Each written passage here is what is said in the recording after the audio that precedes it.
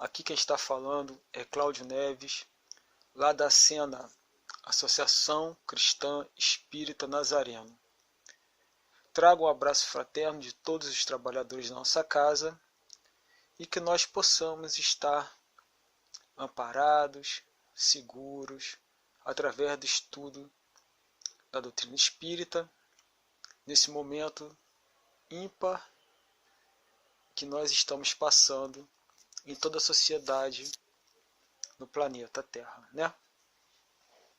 O nosso estudo é do livro O Evangelho segundo o Espiritismo e nós vamos falar hoje sobre as bem-aventuranças. As bem-aventuranças fazem parte dos ensinamentos do nosso irmão maior, que é o nosso Mestre Jesus. É o famoso Sermão do Monte, né? Tem as características da prática da vida. Nessa lição, Jesus nos norteia mais uma vez, nos dando o passo a passo para que nós tenhamos uma boa passagem enquanto encarnados aqui no planeta Terra. Essa interpretação não deve ser literal. A gente não deve pegar as palavras e traduzi-las ao pé da letra, né? Nós devemos interpretá-las assim como todo o seu ensinamento. Então, pobres de espírito, terra, mansos, reino dos céus, justiça, entre outras palavras, elas devem ser espiritualizadas através da transformação do orgulho em amor pela humildade, né? Então nós devemos interpretá-las, espiritualizá-las, trazer o amor de Jesus em sua essência. E nós vamos pegar cada parte, né? Cada frase, vamos tentar interpretá-la à luz da doutrina espírita, né? As bem-aventuranças, elas nos dão uma certeza de uma esperança em dias melhores. Ou seja, é mais uma passagem de Jesus em que ele nos mostra a existência da vida futura.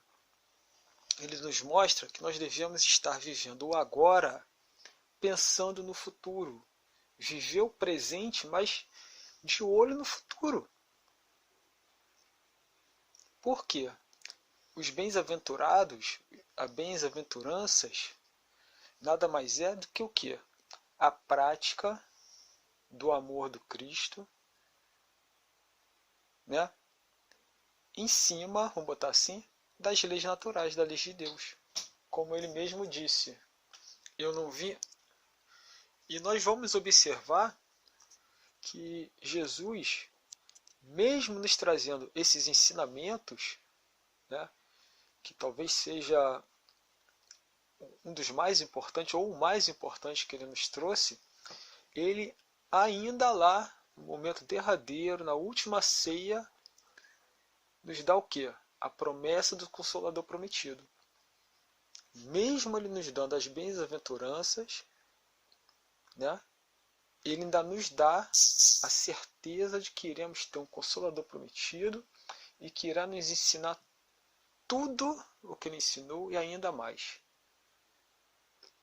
né? Enfim, vamos interpretar esse texto de Jesus. Jesus, vendo a multidão, subiu ao monte e, assentando-se, aproximaram-se dele os discípulos. Está lá em Mateus, capítulo 5, versículo 1. A subida ao monte indica um esforço, né, de saber colocar-se acima, isto é, a humildade de Jesus, a adequação ao nível do entendimento de todos nós que necessitávamos de seu auxílio e de esclarecimento. Então, ele sobe ao monte para nos mostrar a necessidade, né, de ter um guia, um norte. Ele promove o necessário ajuste vibracional para que ocorra uma melhor e uma melhor forma de entendimento de todos nós. Então ele se eleva humildemente para que nós possamos ter, através da sua figura, a fé e a esperança de que ele é o quê? Ele é o caminho. Ele realmente é o caminho. Né? Na frase, nós encontramos lá, aproximaram-se os discípulos. A capacidade de saber valer-se das boas oportunidades oferecidas, né? Através da sua misericórdia divina. Então aproximaram-se os seus discípulos até ele. Né? Claro, aqueles que tiveram olhos de ver e ouvidos de ouvir. Jesus falava para uma multidão. Todos souberam aproveitar? Não. Muitos só estavam ali. Muitos estavam só de passagem, como nós. Nós, a todo dia, a todo instante, nos é dada a oportunidade de praticar o Evangelho do Cristo. Mas muitos de nós não percebemos, não estamos antenados ao que está acontecendo. E passa mais um dia. Né? E aí ainda nós encontramos lá em Mateus, no versículo 2, assim, ó, abrindo a boca, os ensinava dizendo, a boca é esse órgão que tem a função biológica lá, que todos nós sabemos, é o quê? É o maior instrumento que nós temos de comunicação, é através da boca, da oração. E Jesus sabia disso. Né?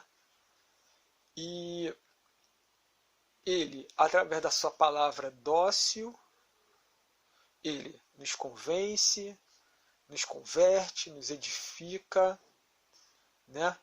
Ele sonda, ele vai dentro dos nossos corações, né?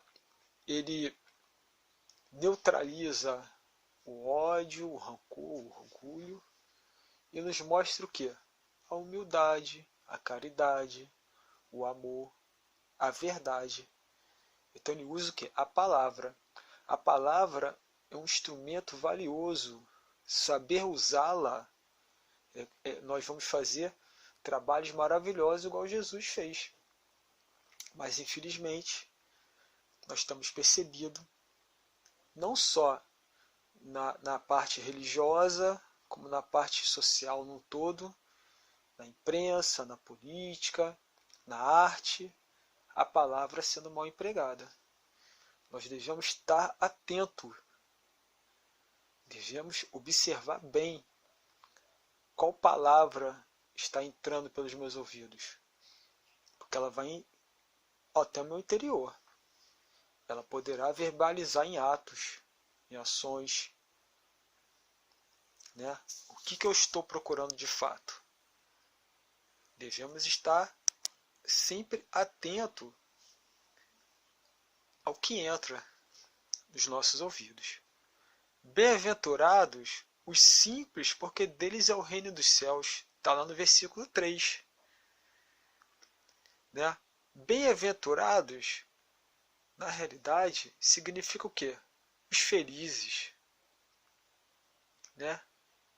Os felizes, os ditosos, sobre o aspecto espiritual. Nós estamos falando aqui de espírito. Né? No aspecto espiritual, os bem-aventurados são os felizes. Se a gente for pensar terra a terra, no ponto material, os bem-aventurados seriam aqueles que têm uma condição financeira, vamos botar assim, boa. Mas isso não é o que interessa ao reino dos céus. Não me interessa ter títulos, boas finanças, boa colocação social.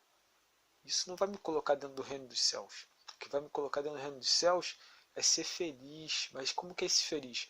É o feliz do trabalho junto ao Cristo. O feliz é ser o feliz humilde, caridoso, misericordioso. Não? Então, nós podemos dizer que pobres de espírito, Jesus não entende como aqueles que são tolhidos de uma inteligência. mas sim os humildes. Tanto é que ele diz que para estes é o reino dos céus, e não para os orgulhosos. Né? Então nós temos que ter esse entendimento. Pobre de espírito, na realidade, significa uma pessoa humilde, uma pessoa tranquila, serena, né? Que sabe trabalhar o quê? Os melhores valores. Né? Nós vamos encontrar aqui uma fala lá no Evangelho dizendo assim, ó, dizendo que o reino dos céus é dos simples, quis Jesus significar que a ninguém é concedida entrada nesse reino, sem a simplicidade de coração e humildade de espírito, que o ignorante possuidor dessas qualidades será preferido ao sábio que mais crê em si do que em Deus. E nós temos visto muitas pessoas assim, pessoas que acreditam na sua verdade absoluta, que acham que o que ele coloca como verdade, como na sua cabeça, é o que é o certo, ele luta por aquilo. E pior, muitos se dizem cristãos. Muitos se dizem cristãos. Vamos voltar a falar aqui. Estamos num momento delicado. Está lá na base da doutrina espírita. O que Kardec falou para nós? Aqui nós temos vários ensinamentos, mas chegará a época que a ciência irá comprovar muito mais do que está escrito aqui. Então fiquemos com a ciência. Nós estamos em um momento delicado. A ciência está mostrando um determinado caminho. Alguns querem seguir por outros. Nós, como cristãos espíritas, temos que ponderar, raciocinar. O que diz Kardec? O que diz o nosso codificador? O que disse a espiritualidade para ele pôr ali, na codificação? Disse para ficarmos com a ciência. Mas nós temos o livre-arbítrio. Cada um é dono de si. Cada um faz o que achar melhor e lícito. Enfim. Né? E a expressão reino dos céus? O que será que Jesus nos diz como reino dos céus? O reino dos céus não é um espaço geográfico lá no céu. É um espaço geográfico igual um país, um estado, um bairro, uma cidade. Não. O reino dos céus, assim como o inferno, são estados da alma, resultantes de uma harmonia ou desequilíbrio que eu tenho. Se eu sou uma pessoa harmoniosa, que vivo em busca de um sentimento de paz, de amor, de fraternidade, eu vivo em sintonia ao reino dos céus. Mas se eu prego a desconfiança, a desordem, o orgulho, a ganância, a desarmonia entre os que estão ao meu redor, entre os meus liderados, por exemplo, eu vivo no desequilíbrio. Se um dia eu falo uma coisa, no outro dia eu vou lá e desminto tudo que eu fiz, eu estou no desequilíbrio. Temos que orar por essa pessoa. Temos que orar. Por seja lá quem for que esteja nesse sentimento. Inclusive por nós mesmos. Precisamos fazer o que Santo Agostinho nos diz. A todo dia observar nossas ações. Porque nós podemos estar em desequilíbrio. Por isso a importância do Evangelho, do culto do lar, de procurar uma boa leitura. Todo dia, abra lá o Evangelho, lê um parágrafo, um capítulo, um item. Isso já vai te sintonizar a Jesus. Né? O céu está junto. Então, a busca ao reino dos céus significa o quê? A gente se educar, se renovar, desenvolver a nossa capacidade de elevarmos, né? Para poder estar o quê? Na sintonia junto às bem-aventuranças de Jesus. Para que se torne o quê? Uma realidade a nossa vida. Bem-aventurados que choram porque serão consolados. Capítulo 4, versículo 4. né? Toda dor física é um fenômeno, enquanto que a dor moral é uma essência. Ou seja, esse choro é o choro da consolação, é o choro do humilde, que entendeu, que errou, que consegue ver a dor do próximo, que se coloca como próximo, entende sua dor e vive sua dor, que tem compaixão, tem empatia pelo próximo. Então é a dor do sentimento, é o choro do amor ao próximo, de querer levar o próximo o melhor possível, né? Bem-aventurados os mansos, porque herdarão a terra. Versículo 5. Mansos como passivos ou apáticos. E aí? Que mansidão é essa? Os mansos são aqueles que têm aberto o coração às claridades espirituais.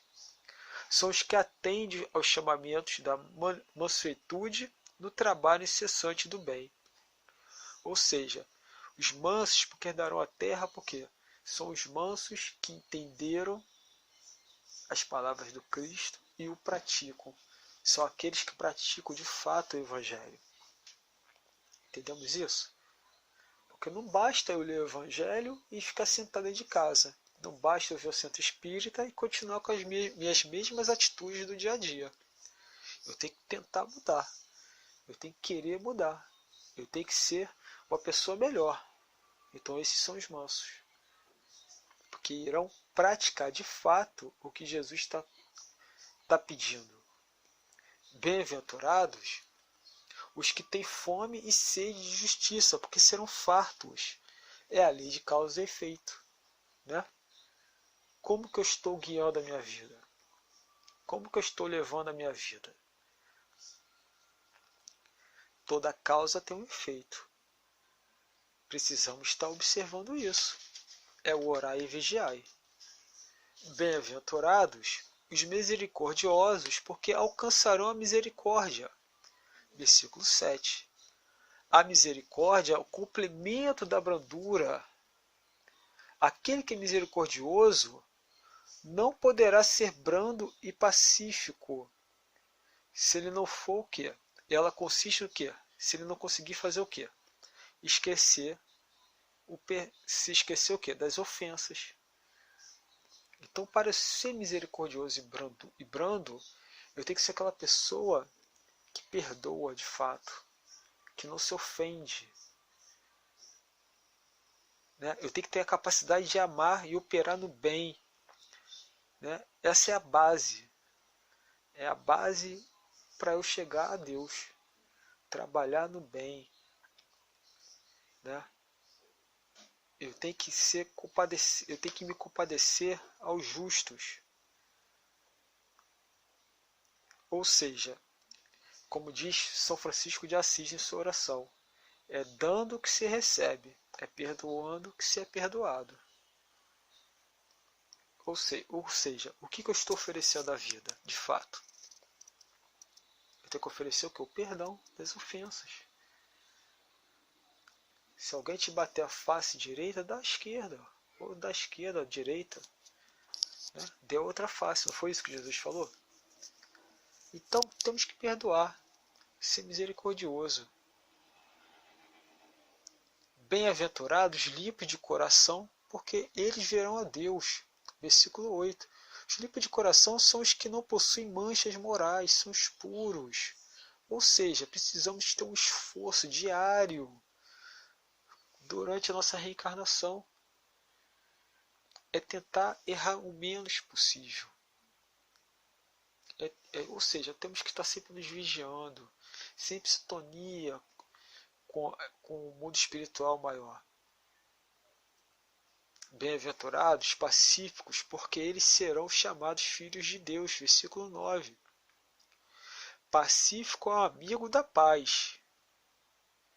Nós somos pacíficos. Nós queremos paz.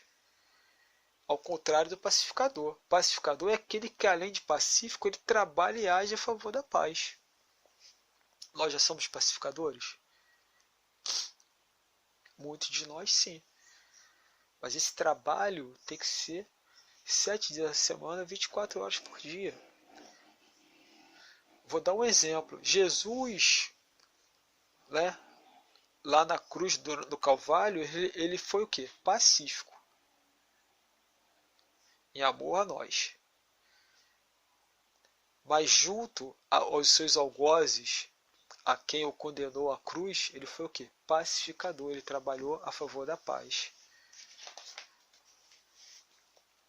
E bem-aventurados os que sofrem perseguição por causa da justiça, porque deles é o reino dos céus. Versículo 10. O discípulo fiel, porém, deve insistir na vivência do Evangelho, ainda que sob o peso de sacrifícios. Jesus em nenhum momento disse para nós que seria fácil. Em nenhum momento ele falou: vem, me segue, trabalha comigo, seja um cristão. Em nenhum momento ele disse que era fácil. Muito pelo contrário. Se nós observarmos como Jesus viveu, onde ele ia, a quem ele consolava, a gente vai já de antemão falar: opa, isso aqui não é para mim não. Porque não é fácil. Ser cristão não é fácil. É difícil. E ser um cristão espírita requer muita disciplina, disciplina, disciplina, como disse Emmanuel a Chico Xavier. Então, para concluir, nós vamos deixar a seguinte frase: o legado do Cristo é mensagem de amor, consubstanciada no seu Evangelho. Dessa forma, torna-se necessário, para sermos felizes, seguir as suas orientações como roteiro de vida. Que a paz do Mestre Jesus esteja junto de nós em todos os momentos de nossa vida. Que nós tenhamos consciência plena de que tudo passa. Nesse momento que para muitos está sendo muito difícil conseguir entender a necessidade de um afastamento social para poder dar continuidade à sua programação reencarnatória, que nós possamos ter como o Evangelho como nossa bússola, o nosso norte, junto ao nosso Mestre Jesus. Que a paz do Cristo esteja conosco, hoje e sempre, graças a Deus.